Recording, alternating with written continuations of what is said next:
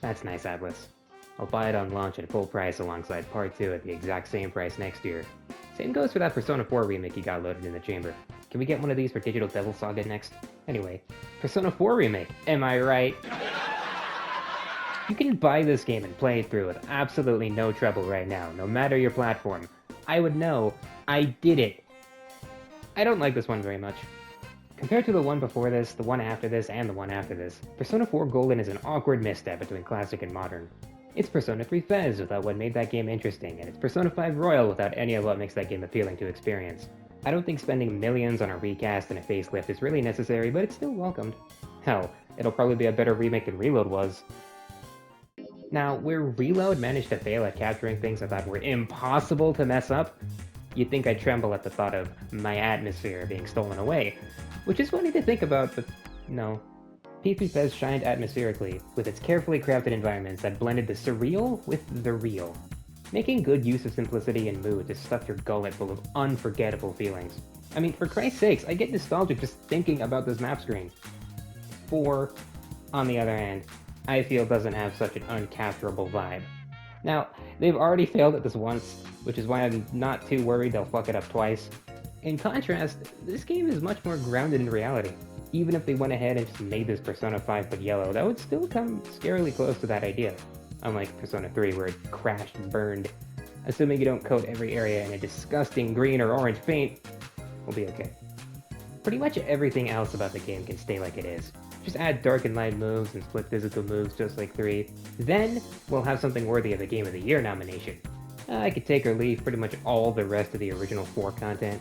Randomly generated dungeons, hell yeah brother. Weird, unappealing social links, who cares. Convoluted quests, repetitive battles, terrible boss fights. I don't give a damn how you remix it. You can't get any lower than this. All I ask is the bare minimum. Voiced social links, a remade soundtrack, and higher fidelity. As much as I didn't care for the Reload remixes, the new stuff was simply amazing.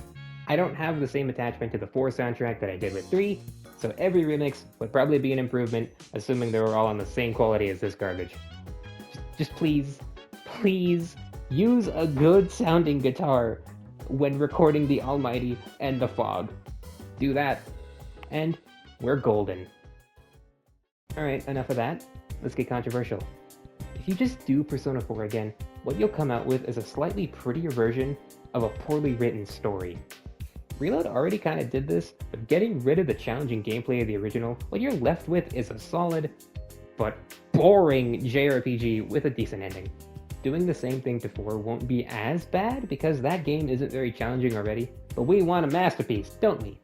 Let's start with the battle system. I already brought up the whole thing of bringing in Dark, Light, Slash, and Pierce, but this battle system can't be fixed by such a simple addition. The game isn't balanced around these new abilities, unlike 3, which actually kind of suffered from the lesser skill set. Reload fixed Ken and Koromaru, making them forces on par with the rest of the group. 4, being the step between 3 and 5, made the calculated move of not balancing 2 whole characters around moves that weren't in the game. As such, it's a very tightly knit party setup that wouldn't be much improved by additional shit to play with. At most, Naoto would gain Eiha and Kuha, replacing Madoon and Hamaon. Kanji and Chie would most likely get Strike and Pierce, with Naoto maybe getting Slash moves, but in order for this change to work, you would need to rearrange a lot of things.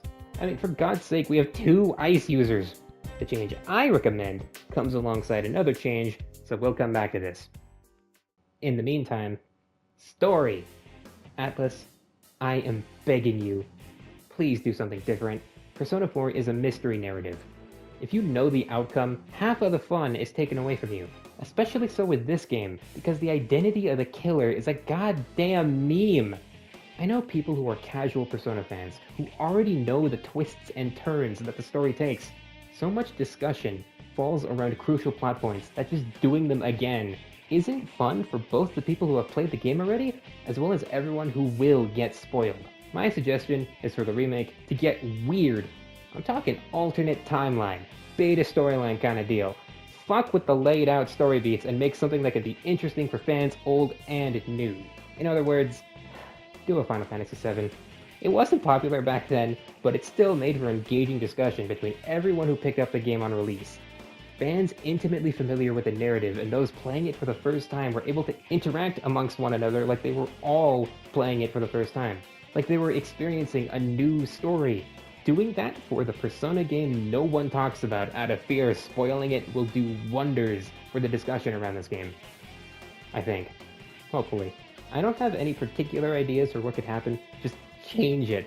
Hell, you could even keep the solution the same. Just do it differently, and that result could still be possible. In other words, do a Final Fantasy VII. That game proved that the journey is all that really matters. Speaking of which, this journey kinda sucks. Picture this. A casual player plays Persona 4 Golden to the December dungeon. They beat it, they think, that's enough, and then they drop it forever. Happened to me, probably happened to someone else, but who gives a shit? I'm all that matters in this scenario. Persona 4, Golden especially, has a severe pacing problem. Months will go by with next to zero plot progression, random events will happen that do nothing in terms of continuing the narrative and only exist for the sake of fan service. I'd say character development could happen too, but it never does. I'd say it's nice to spend time with these great characters, but it never is. Check this out. They learn how to play instruments and perform a stage show live in the span of 2 days. What? Beach shit that isn't fun to watch, camping shit that is painful to watch, drag? Yeah, it is. School festival, entire summer dungeon that doesn't mean a goddamn thing story-wise. Operation Babe Hunt, but it isn't funny. Fireworks show where nothing interesting happens. Ski trip that admittedly does lead to one of the coolest arcs, but the hour and a half leading up to this isn't anything at all. The reason why I take issue with these events in particular is because the other games in the trilogy do a better job at working these events into the story. 5's School Festival has a genuinely fantastic plot revelation inside of it that flawlessly weaves its way in and out of the main story. 3's Operation Babe Hunt is actually funny, develops the characters in a neat way, doesn't waste time, and most importantly, introduces a plot element in a cohesive and unexpected way. Both 3 and 5 had enough plot to fill out an entire year's worth of time. Persona 4 fucks around and doesn't find out shit. 4's biggest moments don't have nearly the same impact as other big moments in the series. Shit's About to Go Down Day is nowhere, in my opinion, close to any Full Moon Operation or the pinnacle of the franchise. The Waffles and Pancakes Power Hour. 2. A whole new sentence. The final boss of 4 doesn't appear until the day you fight them, where 3 and 5 had them foreshadowed throughout the entire game. 4 technically has foreshadowing? I guess. It's not very good. I don't even know what you could do with the remake to fix these issues, but I am asking you to try. Maybe, I don't know, make me use my brain for once. Having me, the player, come to the conclusion alongside the investigation team instead of listening to the plot machine Naoto, patent pending, exposit to me what I already figured out 15 hours ago. Want an idea? Do what 3 did. No deadlines, just straight plot, when and where you decide. I'll tell you what, it would take a whole lot of pain out of that December dungeon. And another thing, give me 2 more party members. I don't care how it's done, just allow me to add Adachi, Marie, and Rise to my party.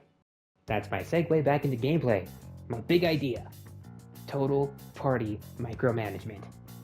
That's not a very good name for it. You know how P5 had like 4 whole navigators? Pump that up to 8, and now you got something neat to call a feature. Let me take Rise out onto the battlefield. She can handle it. Let me put Chie or whoever up into the commentary booth and just let them go to town. Here's how I think that could work. You and Narukami, also known as Soji Seita, also known as the protagonist, also known as... He doesn't need much work. I mean, it would be cool to have like a customizable Izanagi, but that's never gonna happen. Yosuke Hanamura doesn't need work either. He's like a worse Makoto. Can do a whole lot, but unlike our humble queen, is pretty useless at everything. Uses the weakest element, has pitiful physical damage, no buff or debuff game, and a shitty array of special attacks. Keep him the way he is. In my opinion, we need weak spots. Maybe give him like a cool trait. Give him like proud presence or something. Oh yeah, traits. Keep traits. I like traits. Chie Satanaka. Almost perfect. One flaw. Where are her ice moves? Give her more ice moves, please. She shouldn't even be good at them, just give her some more. Yuki Kiramagi is perfect. Kanji is good. Maybe like one AoE pierce move could even the odds. He's mostly fine though. Teddy, we'll get back to that. Rise is where shit gets funky. My ideal change would be to have all of those affinities I was talking about before, but also add Nuclear and Psychic from 5. Rise should have like a crap ton of support skills and Psychic. I think she fits with Psychic. I don't know. Naoto, this is gonna be a little weird, should get Nuclear. Give them some more technical stuff like Tetrakarn and Heat Riser, and they'll come through fine. This original specialist deal doesn't really work for me and works much better for a character like Teddy, an absolute monster. Give him access to the core elements and let him keep the support stuff just so we have somebody with Rakunda.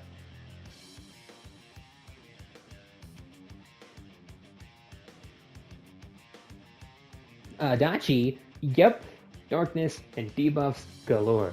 He'll be balanced by the fact he dies in like one hit. Also, somebody needs to have it. Make alone. And finally, Marie, who gets all her light and all that shit from the arena games. Maybe you could even like rewrite it and give an explanation for why she can use Kaguya. That might be an arena. I never played it. And there you have my ideal party.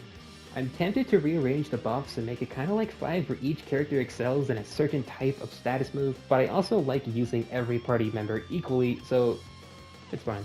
Much like the last 2 party members in 5, Adachi and Marie won't get as much use as the other 7. To make up for it, do what Royal did and make the last dungeon twice as long. You can do it. I have faith in you. I don't know how you're gonna do it, but you can do it. I should probably get to wrapping this up, huh? Last change, make each of these dungeons a full-on palace. I know I said before that I was okay with random Tartarus floors, but in a perfect world, these each have their own unique designs. Want to keep the memento stuff? Here's an idea. Outer world, inner world. Take for example, Yukiko's castle. The outer world could be built like a palace, with a linear, predetermined progression, with puzzles that hopefully make me use my brain, and scripted encounters that do the same. This could be like the outer town around the castle, you know? While the inner world is the random generated dungeon crawling that takes place in the castle proper. Split the time up 50-50 and this should come out fine, I hope. More examples. Rise Striptease could be like one building in a massive red light district. Mitsuru could very easily take place in a whole RPG adventure, very Dragon Quest Final Fantasy style. The last 2 dungeons are exceptions, but you could do some creative stuff with them. Bagatsu Inaba being like the center of a diluted cognition, like the second half of a palace when you're really close to the treasure. All of these ideas have potential for being amazing dungeons, with cognitive versions of real-life concepts absolutely everywhere. The original game didn't do enough with the ideas it had, and needed P5 to pick up that slack. If you remake the game to be on the same level as Persona 5, you need these to follow suit. Doing anything less would be a horrific missed opportunity. And if you really are making one, that is an opportunity right there. Not everyone gets a chance to do the same thing again. So do it well, please. Change it up some bits. Do something different. I probably should have said this at the beginning, but I don't hate the original game. It's just the lesser of 3 masterpieces. Most game series would kill for an 8 out of 10 being the lowest score. Some series would kill for an 8 out of 10. I'm excited for the remake, and I just can't wait for the coming disaster that's rapidly approaching us.